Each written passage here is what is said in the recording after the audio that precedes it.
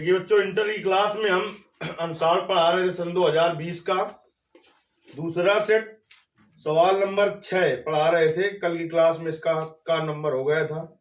6वें सवाल में कहा है निम्न में किन्हीं 5 खंडों को हल कीजिए, लेकिन तुम्हें ज्यादा से ज्यादा प्रैक्टिस करनी है, इसलिए जितने होंगे हम सभी हल करा देंगे आपको। खा नंबर में कह रहा है बिंदुओं -2i cap plus 6j cap -6k cap comma -3i cap plus 10j cap -9k cap तथा -5i cap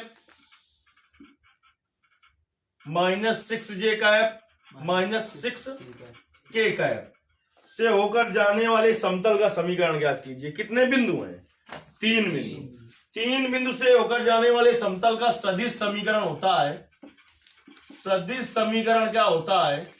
r vector dot b cross c plus c cross a plus a cross b बराबर a dot b cross c।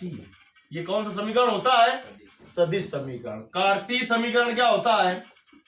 कार्तीय समीकरण अगर याद करना हो तुम्हें तो होता है x minus x1 y minus y1 z minus z1 और x2 minus x1 y2 minus y1 z2 minus z1 x3 minus x1 y3 minus y1 z3 minus z1 बराबर 0।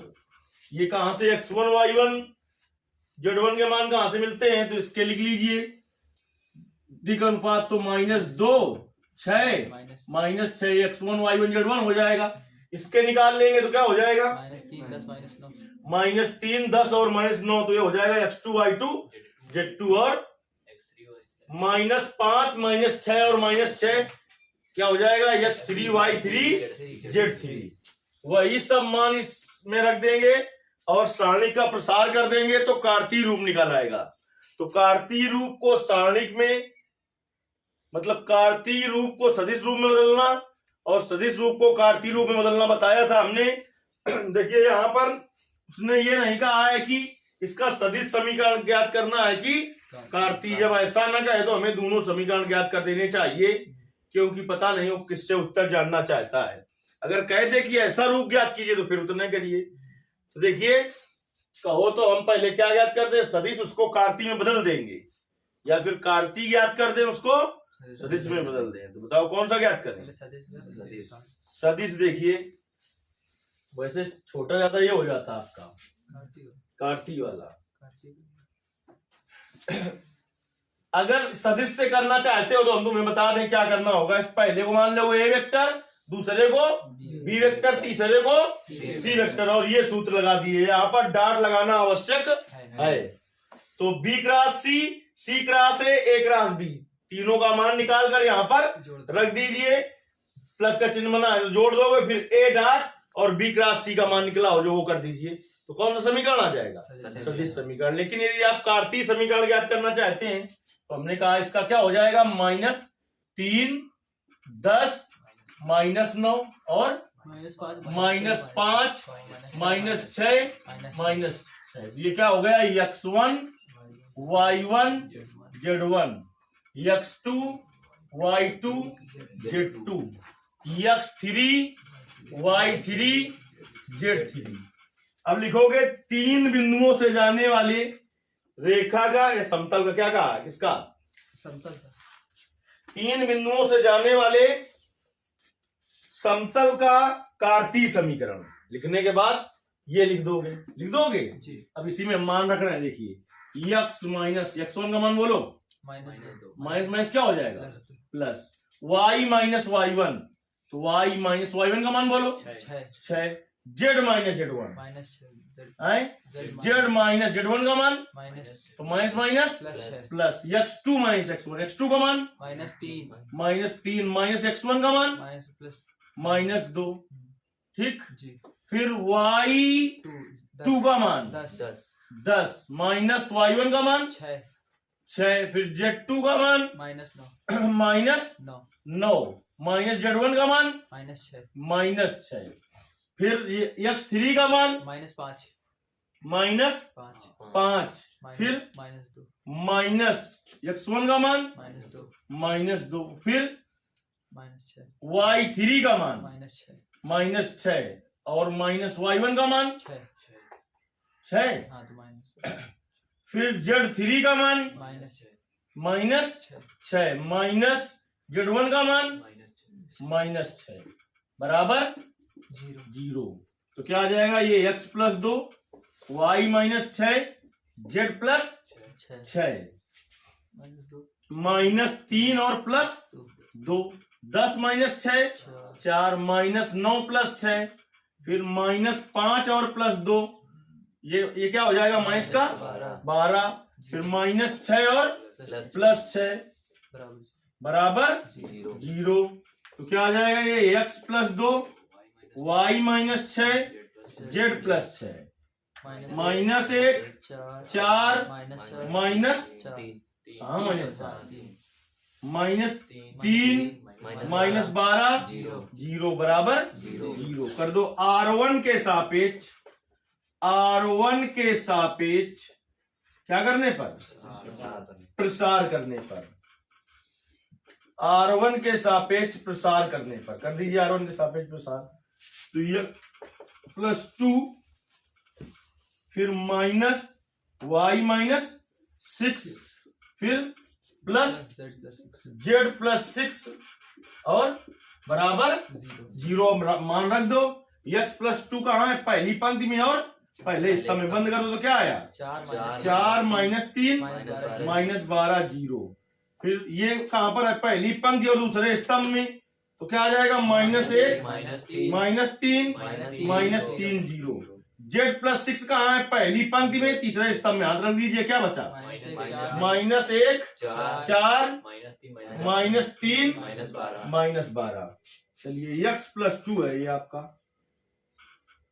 इसका इसमें गुणा करेंगे, यहाँ पर देखिए -12 और यहाँ पर है 0, तो क्या आ जाएगा 0 माइनस से गुणा प्लस, लेकिन फिर माइनस से गुणा -36 माइनस y -6, इसका इसमें गुणा करिए तो क्या हो जाएगा 0 माइनस से गुणा प्लस, लेकिन फिर माइनस से गुणा माइनस, प्लस यहाँ पर क्या है z+6, इसका इसमें गुणा करिए -1 गुणते -12 प्लस का 12 माइनस से गुणा प्लस और 12 बराबर 0। इतनी बात समझ में आ गई है। चलिए अब देखिए यहाँ पर देखते हैं आगे, -36 का इसमें गुणा होगा तो क्या हो जाएगा माइनस का 36x और 2 गुणते -36 -72 और 9 का गुणा इसमें होगा माइनस प्लस का 9y और माइनस प्लस, लेकिन फिर माइनस से गुणा माइनस कितना 54, फिर यहाँ पर कितना हो गया 24z 12 धन 12 24, 24 से गुणा इसमें होगा तो कितना हो जाएगा 24z प्लस 6 गुणते 24, तो 6 चौका 24 हासिल 2 6 दूनी 12 2 14। अब देखिए माइनस का 36 क्या x प्लस का 9y प्लस का 24 z और माइनस का जोड़िए कितना होगा -72 और -54 126 और प्लस का 144 बराबर 0। तो माइनस का 36x प्लस का 9y प्लस का 24z, इसमें इसको घटा दीजिए तो माइनस का प्लस का कहेगा ज्यादा है प्लस का, तो प्लस का 18 बराबर 0। अब देखिए कैसे यहां पर आया है, इसको अगर हम ऐसे लिख देंगे x i कैप और plus y j cap plus z k cap dot और माइनस का 36 I cap I cap plus 9 J cap plus 24 K cap plus 18 बराबर 0। तो जो पहले लिखा था वही अब लिखा हुआ है। क्यों बताओ क्यों? क्योंकि आई डॉट आई एक होता है और 36 का गुणा एक्स में करेंगे 36 एक्स आ जाएगा माइनस, और जे डॉट जे एक होता है तो 9y हो जाएगा, हो जाएगा नहीं हो जाएगा, और ये मान कहेगा होता है। देखिए जब हम क्या करते थे, सदिश को कार्ती में बदलते थे तो आर वेक्टर की जगह क्या रखते थे, एक्स आई कैप प्लस वाई जे कैप प्लस जेड के कैप यही रखते थे। तो यहाँ पर ये कहेगा मान है, आर वेक्टर का मान है, कहेगा मान है आर वेक्टर का मान। तो देखिए इसका कौन सा रूप आ गया था, ये तो था इसका कार्ती रूप। कौन सा रूप था? कार्ती रूप। अब इसको हमने बदल दिया किसमें, सदिश रूप में। लेकिन यहां पर रख दीजिए कहेगा मान होता है R vector dot minus 36 I cap plus 9 J cap plus 24 K cap plus 18। देखिए आंसर में आंसर गलत दिया हुआ है, यहाँ पर 126 आ रहा है तो उसको प्लस का 18 कर लेना है। तो आप स्वतंत्र हैं, चाहे पहले सदिश रूप ज्ञात करें तो सदिश रूप ये आएगा, तो आर वेक्टर की जगह फिर क्या रख दोगे, आर वेक्टर का मान होता है एक्स आई कैप प्लस वाई जे कैप प्लस जेड के कैप, इस जगह रख दोगे तो ये आ जाएगा। ये क्या है, कार्ती रूप। जब तुमसे ना कहे कि सदिश रूप ज्ञात करो कि कार्ती, तो फिर तुम्हें दोनों रूप ज्ञात करने हैं। देखिए इससे करते तो थोड़ा ज्यादा और समय लगता, कठिन कुछ नहीं था, क्योंकि हमें ए क्रॉस बी भी ज्ञात करना पड़ता है, बी क्रॉस सी और सी क्रॉस ए भी ज्ञात करना पड़ता। देखिए खा नंबर आपका हल हो गया, अब गा नंबर हल किया जाएगा।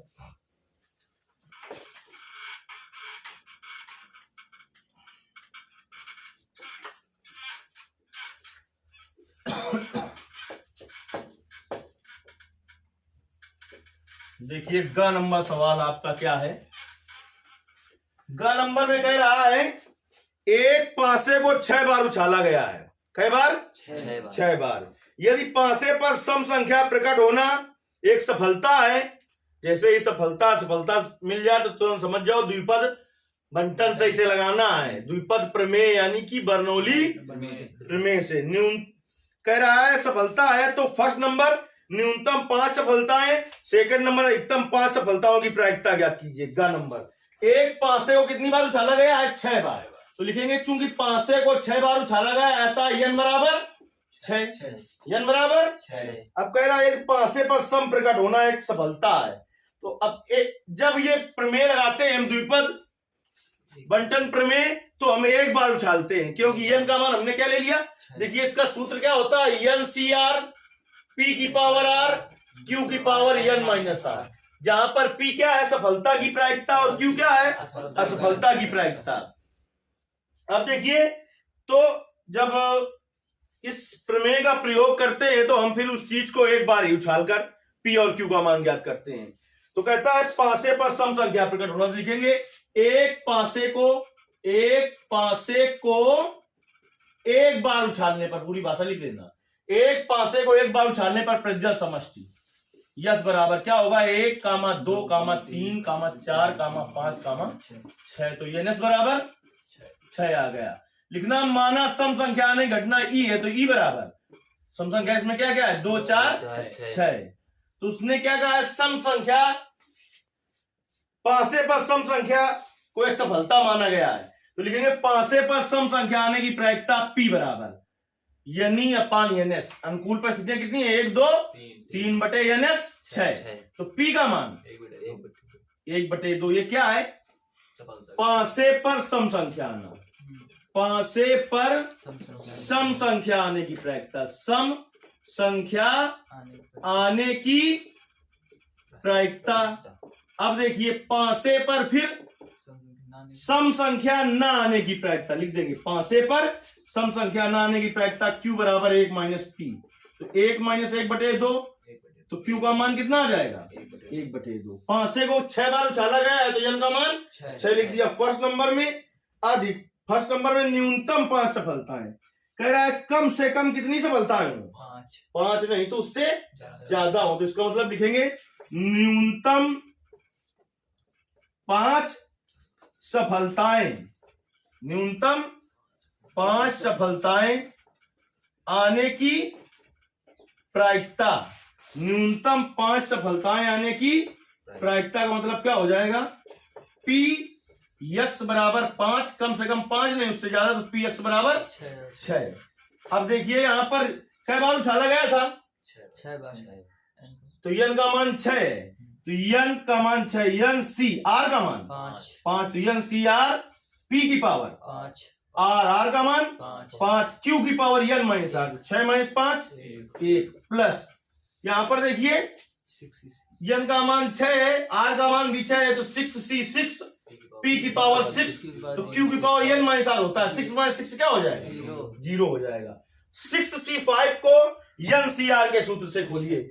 एनसीआर का सूत्र क्या होता है, यानी यहां पर लिखेंगे फैक्टोरियल एन बटे फैक्टोरियल आर और एन माइनस आर फैक्टोरियल।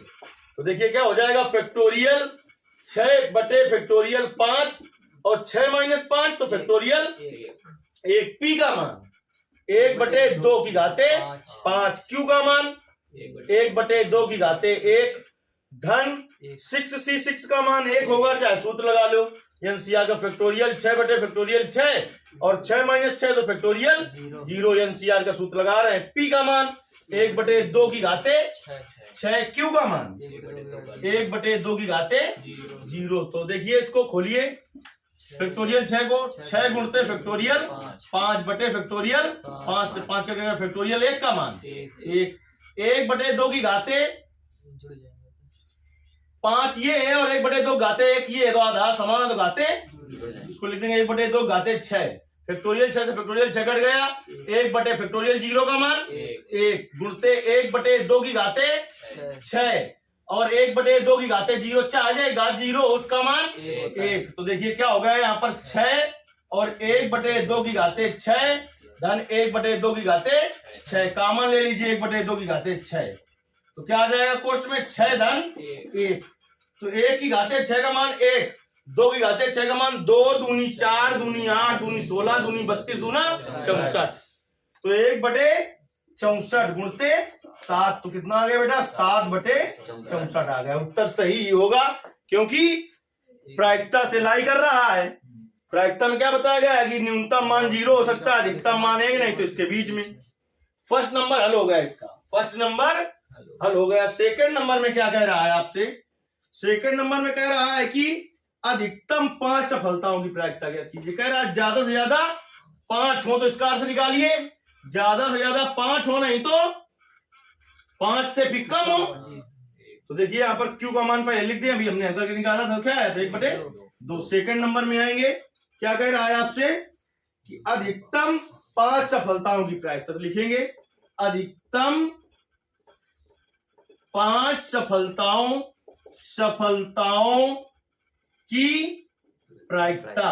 अधिकतम 5 सफलताओं की प्रायिकता का मतलब ये हुआ कि P X less than R equal to 5, यानी 5 से छोटा या 5 के अधिकतम 5 मतलब ये तो हुआ, तो 5 से छोटा क्या क्या आ जाएगा, पी एक्स बराबर 0 प्लस पी एक्स बराबर 1 प्लस पी एक्स बराबर 2 प्लस पी एक्स बराबर 3 प्लस पी एक्स बराबर 4 प्लस पी एक्स बराबर 5। अब इसको हल करें तो उतने ही नंबर मिलेंगे, चाहे हमने प्रायिकता बंटन में बताया था तुम्हें कि पी एक्स बराबर 0 6 बार उछाला गया, इससे पी एक्स बराबर 6, सबका मान कितना होगा 1 होगा। संगत प्रायिकताओं को जोड़ते थे किसके बराबर होता था 1 के। तो यहां से हमें केवल क्या नहीं है 6 नहीं है, तो 6 को उधर ले जाओ, यानी इसका मान 1 माइनस पी एक्स बराबर 6 के बराबर होगा। तो 1 माइनस पी एक्स बराबर 6 जब था, अभी था पी एक्स बराबर 6 इधर, जब पी एक्स बराबर 6 था तो उसका मान कितना आया था, चाहे अपना हल करके निकाल लो। कैसे 6c6 6 बार उछाला गया, तो एन का मान 6 और आर का मान 6, 6c6 पी की पावर 6 क्यू की पावर 0, जब उसको हल करोगे तो कितना आएगा 1 बटे 2 की घाते 6, तो 1 माइनस 1 की घाते 6, 1 2 की घाते 6, 2 दूनी 4 दूनी 8, 2 दूनी 4 दूनी 8 दूनी 16 दूनी 32 दूना 64 ले लीजिए एलसीएम, 64 एलसीएम ले लोगे तो क्या हो जाएगा 64 माइनस 1 तो 63/64 64 ये हो गया हल इसका। ये इसका हल हो गया। यदि आपको नहीं समझ में आ रहा है तो कमेंट के द्वारा बताना है आपको। अब देखिए घ नंबर सवाल देखते हैं। घ हो गया आपका, घ नंबर सवाल देखते हैं।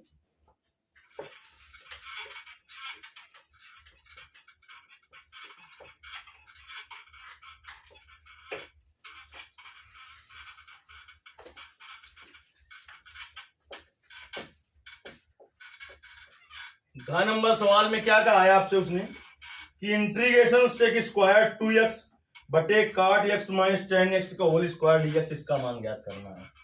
चलिए हल कर लेते हैं। छठवें का घ नंबर सवाल है आपका कि integration sec square 2x dx बटे काट x माइनस टेन एक्स का होल स्क्वायर dx। देखिए इसे क्या बराबर मान लेंगे, आई बराबर मान लेंगे इंटीग्रेशन। अब देखिए आराम से हल करते हैं क्योंकि जल्दबाजी करेंगे तो फिर गलत होने का भी चांस रहता है और समझ में भी कम आएगा। Integration sec square 2x dx 2 बार लिख गया dx बटे काट x को बेटा लिख सकते हैं कास x बटे sine x minus tan x को साइन एक्स बटे कास एक्स का होल स्क्वायर। तो इंटीग्रेशन सेक स्क्वायर 2x बटे एलसीएम क्या हो जाएगा sine x into cos x का होल स्क्वायर। तो साइन एक्स कट जाएगा, कास एक्स बाहर जाएगा, कास एक्स का कास एक्स में गुणा करेंगे कास स्क्वायर एक्स हो जाएगा, माइनस कास एक्स से कास एक्स कट जाएगा, कितनी बार जाएगा साइन एक्स बार, साइन एक्स का साइन एक्स में गुणा करेंगे साइन स्क्वायर एक्स हो जाएगा। तो cos square x minus sine square x का क्या सूत्र होता है कास 2x का क्या सूत्र होता है इंटीग्रेशन सेक स्क्वायर 2x बटे cos square x minus sine square x का मान हो गया कास 2x का बटे sine x into cos x का होल स्क्वायर। देखिए 2x इसके पास भी है इसके पास भी है, इसके पास नहीं है तो इसके पास भी बना दें हम, 2 का गुणा कर दे तो साइन 2x बन जाए, 2 का गुणा कर दे तो 2 का गुणा करेंगे तो 2 का भाग देना पड़ेगा। यानी इसको ऐसे लिख सकते हैं हम आराम से कि integration sec square 2x dx बटे 2 कास 2x बटे 2 sine x into cos x का होल स्क्वायर। अब देखिए integration sec square 2x dx बटे 2 और कास 2x बटे 2 sine x into cos x sine 2x का होल स्क्वायर। अब देखिए इन 2 का स्क्वायर क्या होगा, 2 का स्क्वायर 4 तो 1/4 को क्या कर लिया बाहर। Integration sec square 2x dx बटे कास 2x बटे साइन 2x कास 2x बटे साइन 2x क्या हो जाएगा काट 2x का होल स्क्वायर। ठीक, तो 1/4 इंटीग्रेशन ये हो गया काट स्क्वायर 2x, तो ऊपर ले जाएंगे तो क्या हो जाएगा tan square 2x into sec square 2x dx। इतने में कुछ दिक्कत क्या। अब देखिए इसे 1/4 इंटीग्रेशन इसको लिख दे बेटा tan 2x का whole square into sec square 2x dx।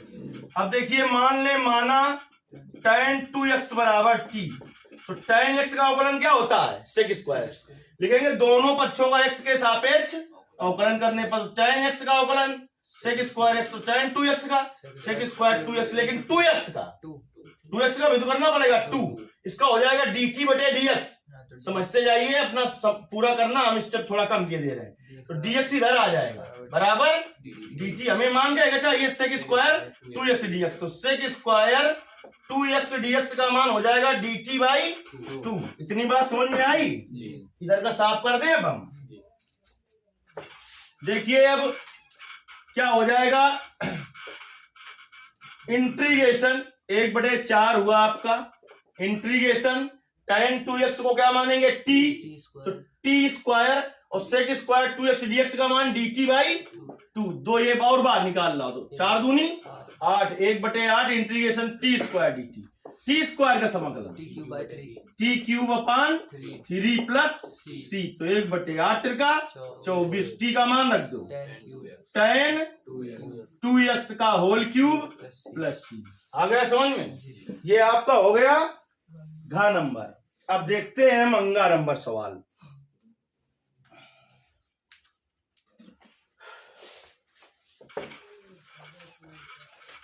देखिए अंगा नंबर सवाल देख लेते हैं।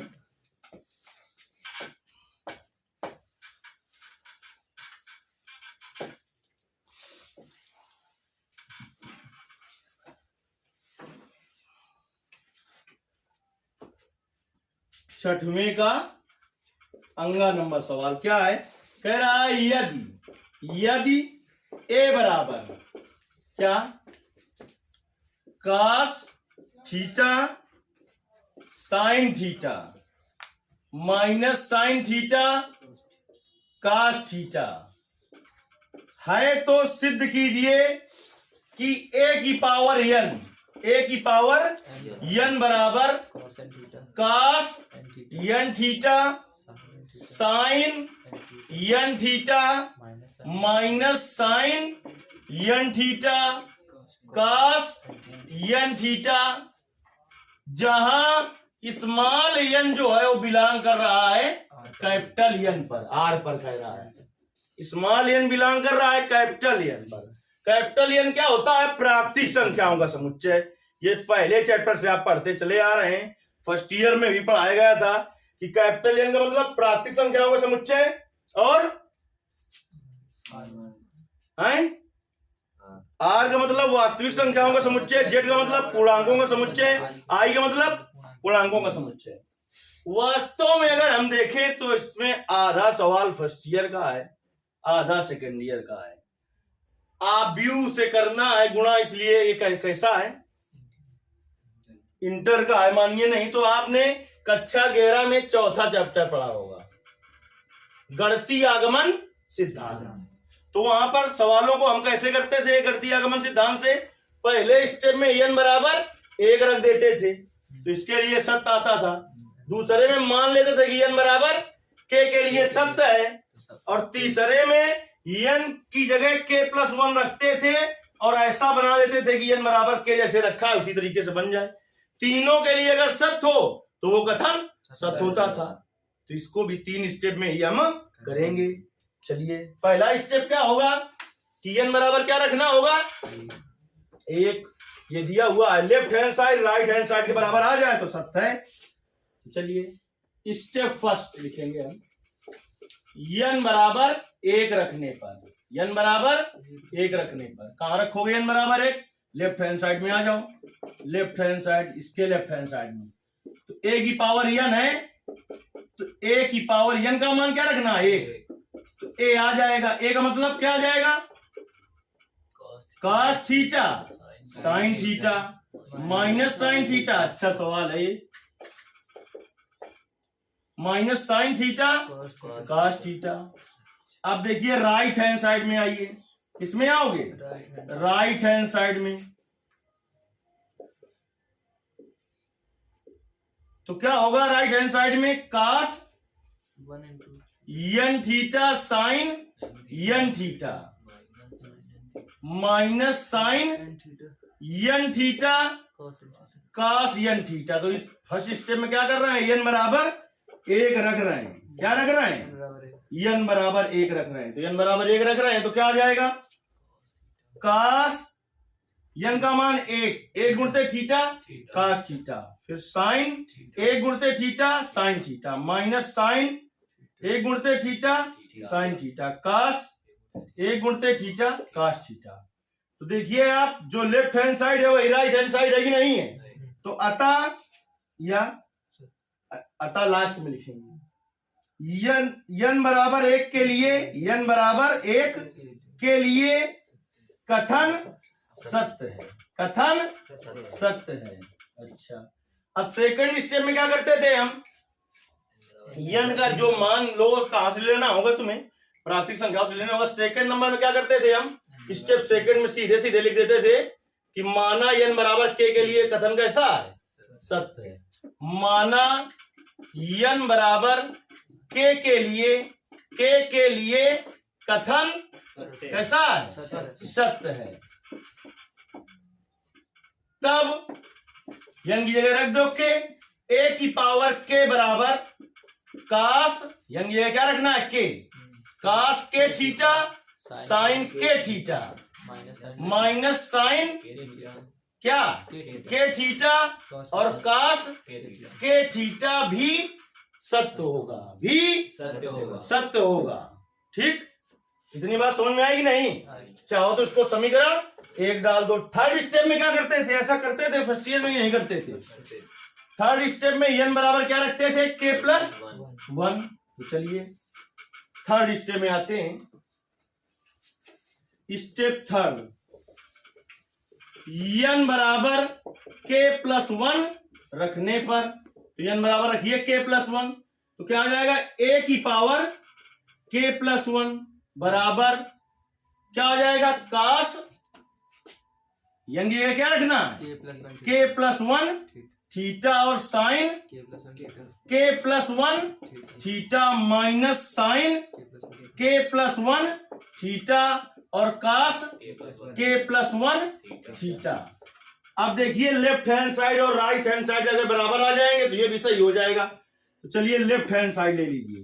कौन साइड ले लोगे, लेफ्ट हैंड साइड। क्या है, a की पावर k प्लस 1, तो इसको लिख सकते हैं बेटा a की power k into a।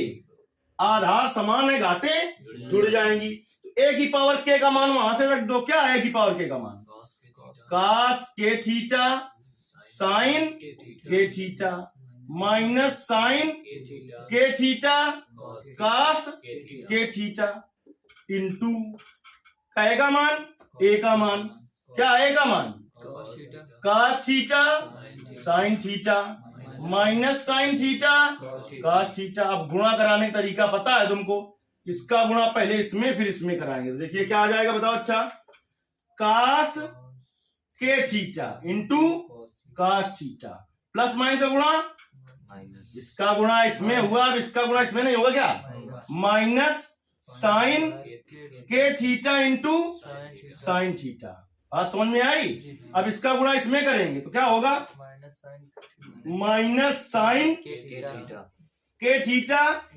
Into cos theta और फिर माइनस हो जाएगा, minus cos K theta into sine theta. ना समझ में आया तो बताना।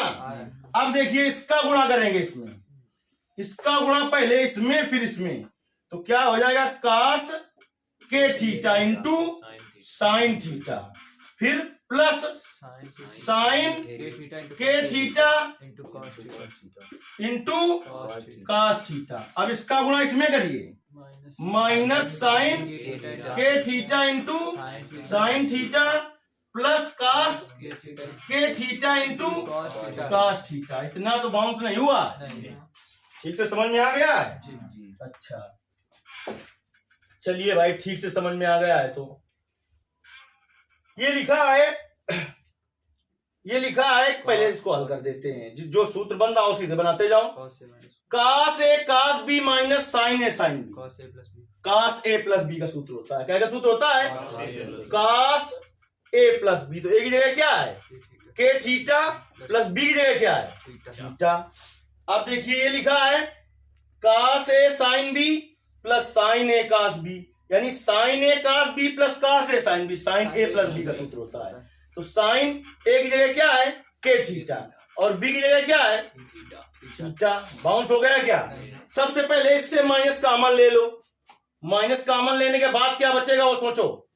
बचेगा क्या, साइन ए कास बी प्लस कास ए साइन बी का सूत्र है। तो माइनस कॉमन लोगे, पहले एक स्टेप हम कम कर रहे हैं। माइनस कॉमन लोगे तो फिर क्या सूत्र हो जाएगा, sign K theta plus theta का। ये देखिए इसको पहले लिख लीजिए प्लस वाले को, एक स्टेप में कास ए कास बी माइनस साइन ए साइन बी, कास ए प्लस बी का, यानी के थीटा प्लस थीटा का सूत्र है।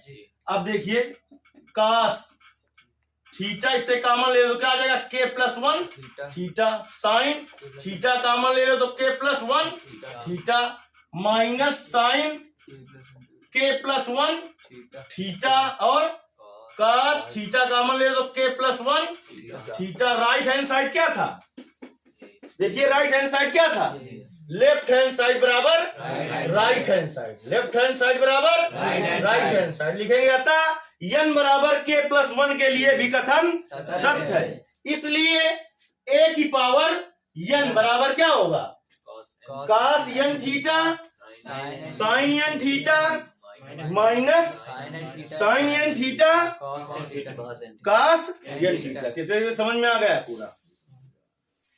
अब देखिए एक नंबर और बचा है, अच्छा नंबर, उसको भी देख लेते हैं।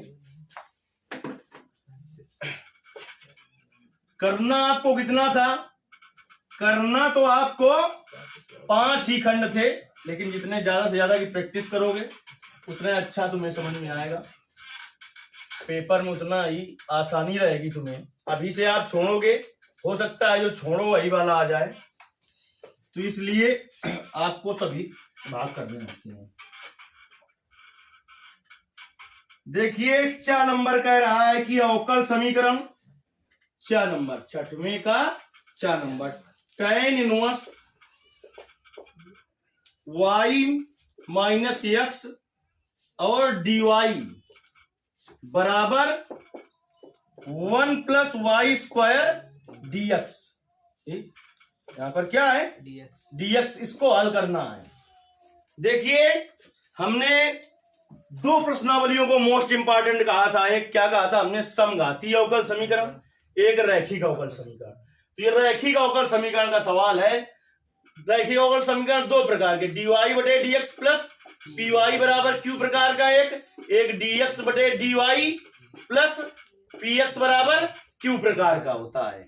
अब देखिए अगर इसे dy बटे dx बनाओगे, इसको लिया इधर, तो ऊपर आ जाएगा 1 प्लस वाई स्क्वायर, नीचे क्या होगा, ये होगा, तो 1 प्लस वाई स्क्वायर का अवकलन ये आ जाएगा क्या, नहीं आ जाएगा। इसलिए इसे हम किस रूप में बनाएं, dx बटे dy के रूप में बना लें।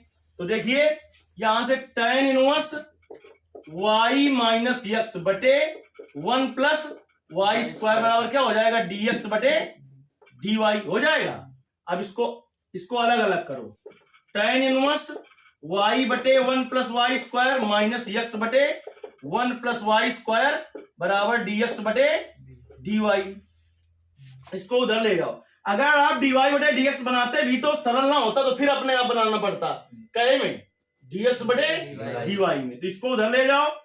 तो यानी tan इनवर्स y बटे 1 प्लस वाई स्क्वायर बराबर क्या हो जाएगा, dx बटे dy प्लस x बटे 1 प्लस वाई स्क्वायर। अगर इसको ऐसे लिख लो कि dx बटे dy plus 1/1 plus Y square और x बराबर tan इनवर्स y बटे 1 प्लस वाई स्क्वायर। अब की तुलना किस प्रकार का है, देखो उधर से dx बटे dy प्लस px बराबर q से करने पर, बराबर q से करने पर, तो देखिए p का मान कितना है, 1/1 प्लस वाई स्क्वायर, q का मान कितना है, tan इनवर्स y बटे 1 प्लस वाई स्क्वायर। अगर हमने कहा था इस प्रकार का रैखिक अवकल समीकरण हो dx बटे dy प्रकार का, तो समाकलन गुणांक निकालने के लिए सूत्र बताया था हमने आपको। अगर आपका dx बटे dy प्रकार का है तो समाकलन गुणांक या गुणक जिसे कहते हैं IF integral function equal to होता है e की पावर इंटीग्रेशन p dy, क्योंकि किस रूप में लिखा है, dx बटे dy। अगर dy बटे dx होता तो p dx होता, तो क्या होगा, p dy। तो e की पावर इंटीग्रेशन p का मान 1/1 प्लस वाई स्क्वायर और dy, तो e की पावर इसका देखिए 1/1 प्लस एक्स स्क्वायर का समाकलन tan इनवर्स एक्स, तो इसका क्या हो जाएगा tan इनवर्स वाई। ये तो निकल आया समाकलन गुणांक। अब ही स्टाइल क्या होता है, भी स्टाइल अगर ये होता dy बटे dx के रूप का तो लिखते क्या, y इंटू if बराबर, ये किस रूप का है, dx बटे dy, तो लिखेंगे अभी स्टाइल में x इंटू if बराबर इंटीग्रेशन q इंटू if और dy प्लस c। अगर यहाँ पर y हो तो यहाँ पर dx आता है, यहाँ पर x हो तो यहाँ पर dy आता है। तो x इंटू if का मान क्या है बेटा, e की पावर tan इनवर्स y नहीं है क्या ये, बराबर q का मान, q का मान क्या है, tan इनवर्स y बटे 1 plus y square into if का मान e की पावर tan इनवर्स y और dy प्लस c। अब देखिए हम क्या है बराबर मान लें, tan इनवर्स y बराबर t मान लें, माना tan इनवर्स y बराबर t, करो दोनों पक्षों का x के सापेक्ष अवकलन, tan इनवर्स y का अवकलन 1/1 प्लस y स्क्वायर बराबर dt अपॉन dy, तो dy ले आएंगे इधर बराबर dt, यानी इसका मान कितना आ गया, इतने का मान dt आ गया, बाउंस हो गया क्या, tan इनवर्स y का 1/1 प्लस y स्क्वायर और t का dt अपॉन dx, जैसे x का dx बटे dy होता है y के सापेक्ष। तो चलिए अब मान रख देते हैं हम, इधर आ जाए, चलिए इधर हल कर लेते हैं हम, सीधे सीधे क्या हो जाएगा, x e की power tan inverse y sorry बराबर इंटीग्रेशन tan इनवर्स y को क्या माना है, t इंटू e की पावर t और dy बटे 1 प्लस y स्क्वायर का मान dt आया है प्लस c। अब देखिए यहाँ पर दो फलन आ गए, दो फलनों का समाकलन करने के लिए शब्द आइलेट का प्रयोग किया जाता है। आइलेट का मतलब क्या होता है, आओ लेट जाओ, आई का मतलब क्या है, इनवर्स फंक्शन, जैसे कि sine inverse x, cos inverse X, tan inverse x, है क्या इसमें, नहीं है। फिर ये का मतलब लाग वाला फलन है क्या, नहीं है। फिर एक मतलब एल्जेब्रिक, जैसे कि एक्स वाई जेड, तो उसी में तो टी आएगा, तो ये हो गया पहला फलन। सबसे लास्ट में क्या आता है, ई का मतलब चरघातांकी फलन, जैसे ई की पावर एक्स, ए की पावर एक्स, उसको दूसरा फलन मानते हैं। अब देखिए दो फलनों के समाकलन का सूत्र, पहला फलन गुणते दूसरे का समाकलन माइनस पहले का अवकलन गुणते दूसरे का समाकलन का होल समाकलन, और प्लस में क्या चल रहा था भैया, सी चल ही रहा था।